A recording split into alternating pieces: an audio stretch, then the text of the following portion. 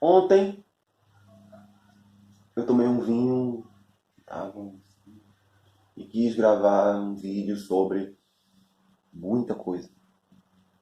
Eu ia falar de Kant, Hegel, Kierkegaard, Bauman, ia falar de... Ia ter que voltar a remontar Aristóteles, Platão, para poder fazer o paralelo com, com Kant, né? Porque tem duas linhas aí, sempre, toda a filosofia, a história da filosofia, que é uma coisa mais imanente, ou seja, mais do mundo, das coisas, da matéria, e, e que depois foi desenvolvendo, foi desembocar na ideia, primeiro, primeiro, o homem como centro de tudo, o antropocentrismo, e depois, posteriormente, o que viria a ser o humanismo, né?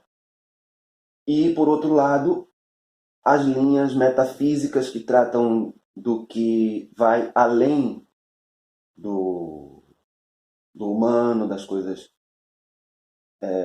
verificáveis, empiristas, né? Das coisas que podem ser demonstradas de modo empírico. Pois bem, não vou fazer essa linha toda, tal, me veio um insight para resumir.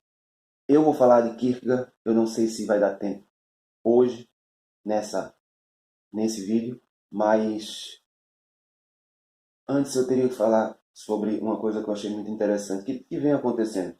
Na aula 8, essa não é aula 9, essa não é uma aula, é um vídeo só. Inclusive eu estou testando aqui novas iluminações e câmera um, câmera 2. Bom, eu vim falar dessa coisa que eu tive quando eu acordei. Acordei, peguei meu celular, estava lá, e observei que existe um crescimento forte de uma tendência espiritualista. E como eu estava falando da filosofia oriental na aula, e falando de budismo, principalmente, quando eu falei na aula, quando eu falei sobre filosofia oriental, o pouco que eu conheço é do budismo, que é uma filosofia, também, também a religião tem características de religião, mas é porque são tantas correntes e tal. Budismo em si, eu não vejo como religião. Eu vejo dentro da filosofia budista religiões, né? Religiões. Mas eu não vejo o budismo em si como religião. Ele não tem caráter de religião, ele é filosofia, né? Deus, o conceito de Deus, ele cai nas religiões que têm tendência budista, mas no budismo em si, o conceito de Deus, ele é muito... Ele é, ele é cósmico, né? Ele não é definido, ele não é objetivo. Mas eu percebi. Aí o que acontece? Eu vi uma postagem, eu achei muito interessante, porque essas postagens têm se tornado muito comuns, sabe? Uma tendência de trazer essas ideias espiritualistas a a um movimento meio de autoajuda. E, tipo, tem nada de sábio em algumas postagens em relação a isso, sabe? É como se fosse uma psicologia aplicada na rede social e no espaço público. Primeiro, se você vai para um psicólogo, você não vai para um espaço público, você vai ficar lá numa sala, num escritório, aliás, no consultório, ou em alguma sala, e você e ele. Então, você não vai sair espalhando, as pessoas não vão ver o que você fala para ele. Assim como quando você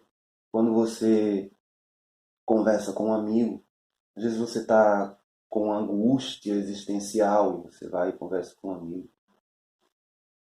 E a postagem que eu vi dizia o seguinte: quais são as suas qualidades, as coisas que você admira em você e tal. Existe uma tendência realmente a um negativismo, as pessoas não se sentem bem, não são satisfeitas consigo próprias, né? Não são satisfeitas com o seu eu, e aí sempre o outro é melhor, sempre a grama do vizinho é mais verde, sempre a prosperidade do vizinho é maior, sempre a insatisfação em relação às coisas que eu vivo sempre são maiores do que a dos outros. Os outros estão bem e eu estou mal. A tendência é essa. Então é interessante realmente ter essa observação, essa reflexão, como reflexão é muito importante, das minhas qualidades, do que eu tenho feito de bom, etc, etc. Beleza. Mas assim, é uma coisa que você não põe no comentário. E quando alguém chega e diz, comente aqui embaixo, fudeu. Nenhuma sabedoria vai ser retirada daí. Porque vai ser uma lista de comentários. Eu passei de ano. Eu tenho estudado. Eu tenho feito coisas boas. Eu tenho ajudado as pessoas. Eu tenho não sei o que. Vai ser um show de afirmações de si mesmo, egocêntricas e tal, e não intencional, porque a pessoa que está ali ela, escrevendo, ela está realmente na necessidade, mas ela não está notando que ela está se autoelogiando num espaço público e que fica aquela lista estúpida de autoelogios, cento e poucas comentários, 200 comentários, 300 comentários de autoelogio em que ajudam. Buda jamais se autoelogiaria num comentário de Facebook ou Instagram. Jamais. Um sábio jamais vai dizer que é sábio. Pelo contrário, o sábio vai dizer que não sabe, porque ele reconhece. Não saber, né? Saber que há algo que excede ao conhecimento, excede a todo conhecimento, é um dos maiores atos de sabedoria. É reconhecer que existe algo que está para além desta estrutura. Veja, isto é uma estrutura. Mas eu não sou essa estrutura apenas. Eu sou e não sou. Eu estou sendo mergulhado, como eu falei em outras aulas, no espaço-tempo, inscrito no espaço-tempo, mas eu não sou. Então, se você está com a necessidade de se autoafirmar, eu estou com depressão, por exemplo, né? Eu estou com depressão e preciso me autoafirmar. Estou com depressão e tudo em mim é ruim, eu só vejo coisa ruim, eu não presto, eu não sirvo para nada, eu sou um encostado, ou eu sou um vagabundo, ou eu sou um preguiçoso, sei lá. A pessoa quando está com depressão, ela tende a, sabe, nada tem sentido, nada vale, né? E tudo mais. E tende a trazer para si, né? Assim, como não vê graça no mundo, não vê graça em si mesmo. Porque toda graça que a gente vê no mundo, ela parte de si mesmo. Se você não vê graça em nada, o mundo não tem graça. Se você não vê o mundo, você não existe para o mundo, logo o mundo não existe para você. Isso é bem kantiano, isso é bem Kant, sabe? É um pensamento de Kant. Porque... E a Gestalt terapia também tem uma coisa é muito interessante, é de origem alemã, e é muito interessante também, faz parte da psicologia, né? É uma das abordagens da psicologia. Eu acho muito interessante porque parte disso, parte do que eu percebo, meu olhar para o mundo. Meu olhar para o mundo. Se meus olhos são bons, tudo será luz. Se meus olhos São trevas, tudo é treva. Por quê? Porque é o meu caráter, é o que está em mim, que está reproduzindo a realidade que eu vejo. Ah, mas as árvores continuam iguais, as cores continuam iguais, tudo continua igual e eu estou depressivo. Ontem eu estava bem, hoje eu estou mal, mas o que eu vejo é igual. Não. Não é igual. Não é igual. Você vê as cores, seu cérebro reproduz as cores, porque é automático, porra! O que é automático você vai ver igual.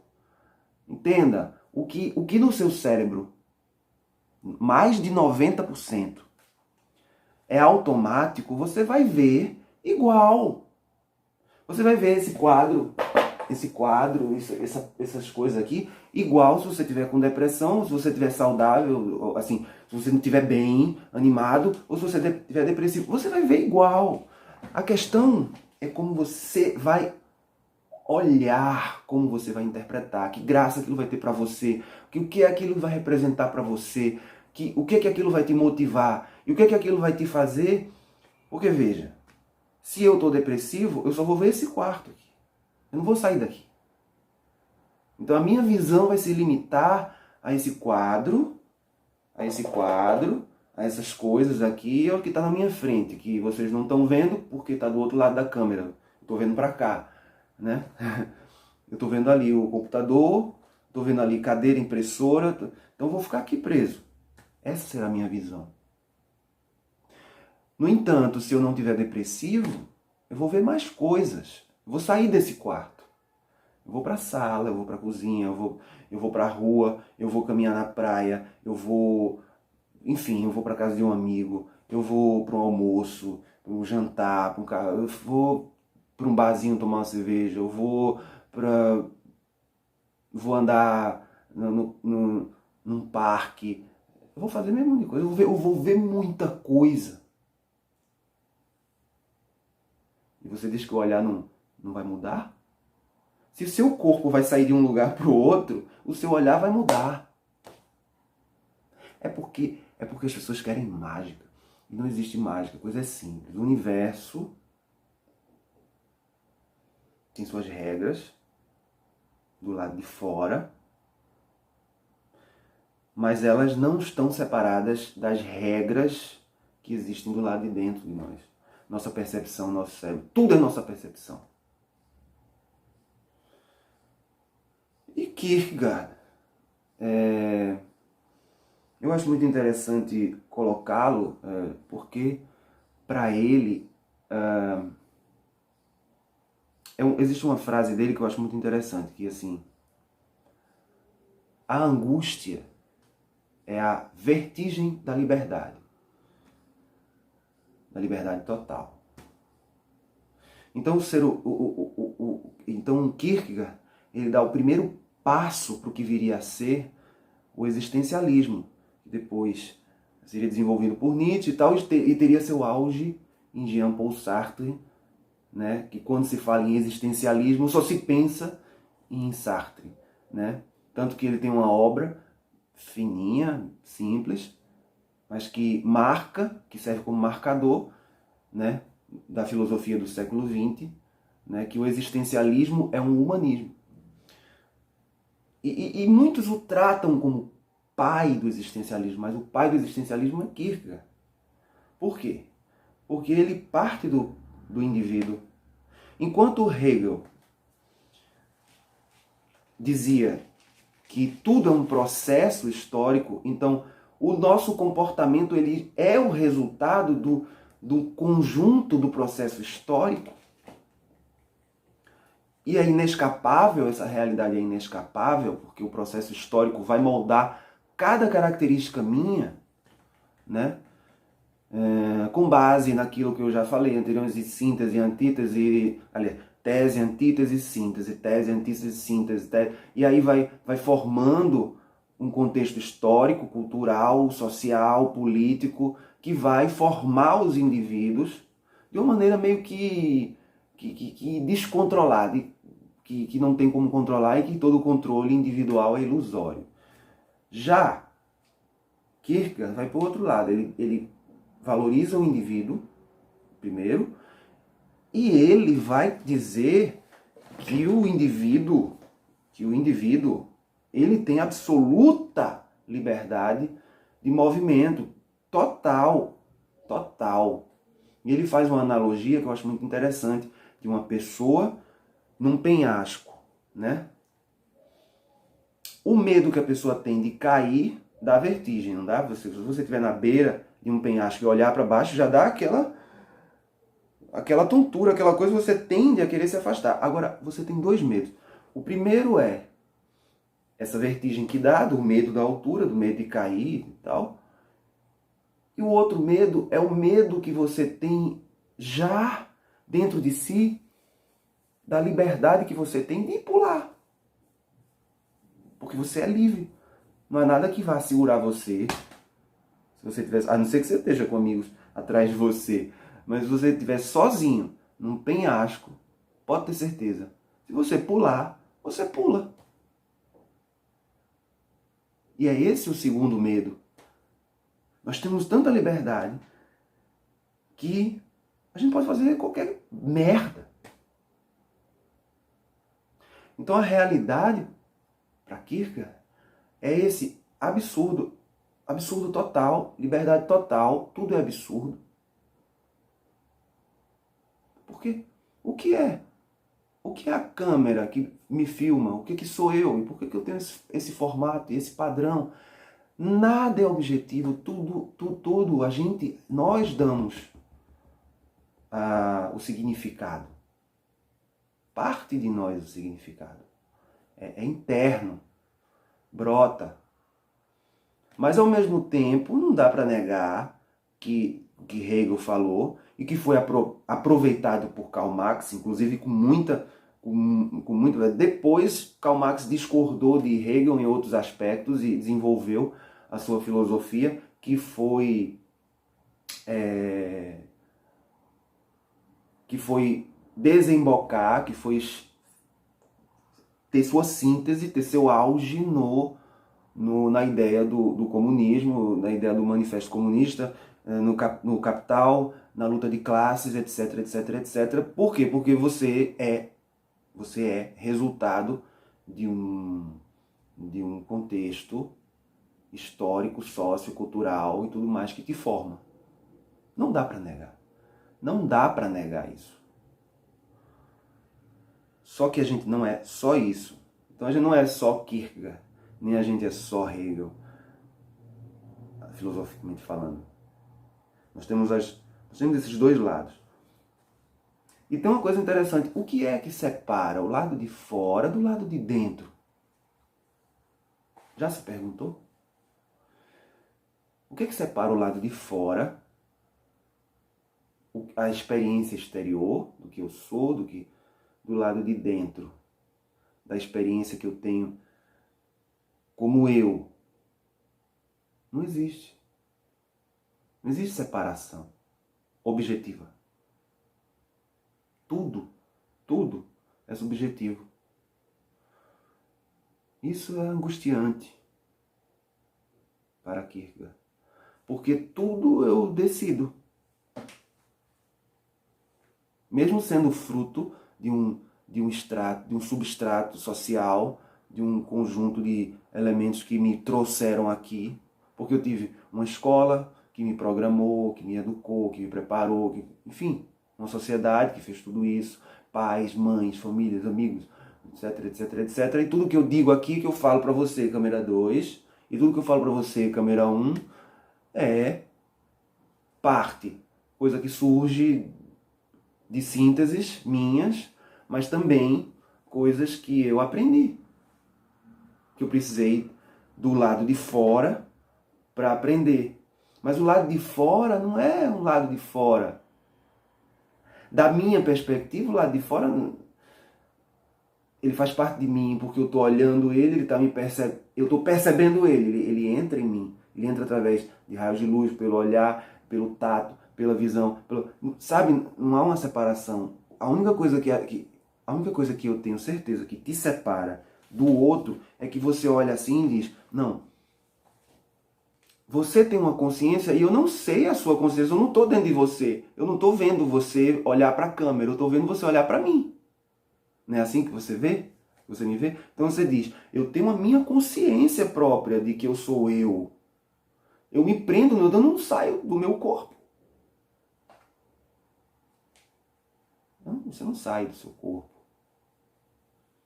Essa experiência no espaço-tempo é assim. Mas isso é a realidade? Para e pensa. Isso é a realidade, ou seja, a realidade é só a sua percepção do mundo, ou o mundo que está lá fora independe de você? Essa é a grande questão da filosofia. O que está lá fora e o que está lá dentro. E não existe uma delimitação objetiva do que está lá fora para o que está lá dentro. Né? Então toda angústia e toda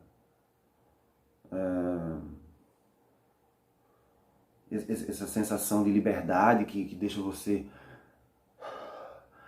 ofegante, sem saber dizer, e agora? O que é que eu faço? Tudo sou eu? Você acaba automaticamente se sentindo solitário, porque tudo que existe fora não pode te garantir uma verdade, porque é semelhante a você mesmo. Tudo que existe fora é semelhante a você mesmo. E é uma percepção sua. E só você é que vai definir o que essa percepção significa para você. Só você vai definir isso. Então, a responsabilidade que Kierkegaard traz na sua filosofia é imensa. Mas veja bem, se por um lado a angústia é a vertigem da liberdade, por outro lado, essa liberdade nos traz a responsabilidade de ser a melhor coisa, o homem, o ser humano mais viável possível diante daquilo que eu observo ao meu redor. Não importa o que está ao meu redor. Fulano está insatisfeito, é culpa minha, eu deveria ter feito. Não. Como eu observo, é culpa minha? Fui eu que fiz ele ficar assim? Outra coisa interessante também é a questão do mérito, né? Uma coisa que eu queria falar ontem e vou falar hoje. Não existe meritocracia. Meritocracia é uma invenção humana. Você tem mérito, por exemplo, de ter nascido e de existir? Você que se autocriou? Aí alguns vão dizer, não, mas o meu eu superior, né? O meu eu superior que me criou. Então sou eu. Então eu sou responsável pela minha própria criação. Mas quem é o seu eu superior? Você tem contato com ele, você fala com ele disse isso a você? O que é o seu eu superior? O seu eu superior é Deus? O seu eu superior é o acaso? O seu eu superior é a singularidade, né? O ponto zero do espaço-tempo, onde o universo estava concentrado. O que é o seu eu superior? Eu não sei o que é o meu eu superior. É aí que entra a fé que Kierkegaard trabalhava e eu acho bem interessante. A fé é um mergulho na loucura. Mas é um mergulho na loucura onde, quando você mergulha, é que você enxerga. Então não dá. Você tem duas opções. Ou você mergulha, ou você não mergulha. Ninguém vai decidir isso por você. Ninguém vai decidir isso por você. É você acreditar que o que te fez com propósito, objetivo e te fez para fazer coisas boas, te fez certo, foi bom com você. Você não é bom. Quem é bom é o que te fez. Ah, mas o que me fez foi o acaso, eu sou fruto da evolução. Então o que é bom, porra, é a evolução e o acaso. Não importa se é Deus que te criou, porque Deus é só um nome que se dá. Deus, D-E-U-S. Posso chamar de God, eu posso chamar de Allah, eu posso chamar de Oxum, eu posso chamar da puta que pariu, eu posso chamar do que eu quiser. O nome que eu dou, não importa. Ah, foi o acaso que me criou. Então o acaso é que tem o mérito, não você. É o acaso que tem o mérito. O acaso que te criou para que você existisse. Ah, não, mas foi um espírito que me trouxe aqui. Então o espírito é que tem a responsabilidade e o mérito, não você. Ah, mas eu não estou separado do espírito. Então, beleza, o mérito é seu no espírito, ou seu no acaso, ou seu em Cristo, se você acredita. Dependendo do que você acredita. Por exemplo, você acredita em Cristo. Então, é seu em Cristo. É seu no acaso. É seu na singularidade. É seu, mas você tem que se juntar, você tem que se unir ao que te criou, seja singularidade, acaso, Deus, Buda, ou Buda não, que nenhum budista acredita que Buda criou nada. Buda é só iluminado, significa iluminado. Esse é vício de linguagem, a gente fala tanto... mas o que te criou, seja o acaso, seja a singularidade, seja Deus, seja tudo, é que tem o mérito, não você. Você não tem mérito nenhum. Você só tem mérito em o que te criou. Você só tem mérito em o que te deu causa. Seja lá que causa for. Seja mesmo sendo casual ou causal. Porque pode ser casualidade ou pode ser causalidade. Né? Casualidade é acaso. E causalidade é coisa que deu causa. Não importa. Você está aqui. Você está aqui me vendo. Algo te deu causa. Esse algo que te deu causa, mesmo que seja o acaso, é responsável e tem todo o mérito das coisas que você faz. Essa é a filosofia. Isso é o pensamento filosófico que eu quis colocar hoje, a reflexão que eu quis trazer hoje. Não é a aula 9 estou preparando aqui, totalmente à parte. Isso aqui que eu estou falando vai fazer parte de uma série que eu estou fazendo aqui. Eu vou fazer uma série sobre filósofos. Eu estou falando aqui da filosofia oriental, falei um pouco sobre Kierkegaard, porque eu quis fazer esse link com a aula sobre filosofia oriental e essa abordagem atual que eu estou vendo por aí, essas listas e tudo mais, da pessoa colocar, por exemplo, essa coisa de,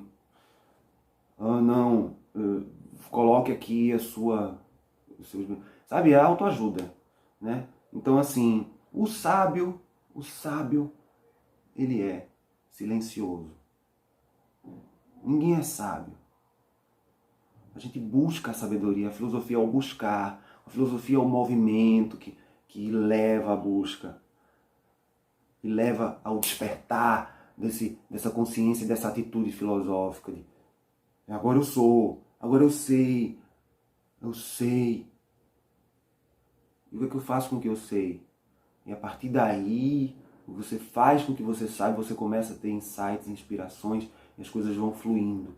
E veja, o instante vai sendo criado sempre na sua mente. Porque o tempo é subjetivo, já falei pra você. O tempo é subjetivo. O tempo para uma mosca não é a mesma coisa do tempo para você, que não é o mesmo tempo do tempo para um cachorro, nem para um gato. Não. A percepção de tempo para eles é diferente. Então existe um tempo objetivo? Não. Existe um espaço objetivo? Não. Espaço e tempo são só interpretações do nosso cérebro. Um cachorro tem a percepção do espaço-tempo bem diferente da que a gente tem. Ah, mas e se existe um espaço-tempo objetivo?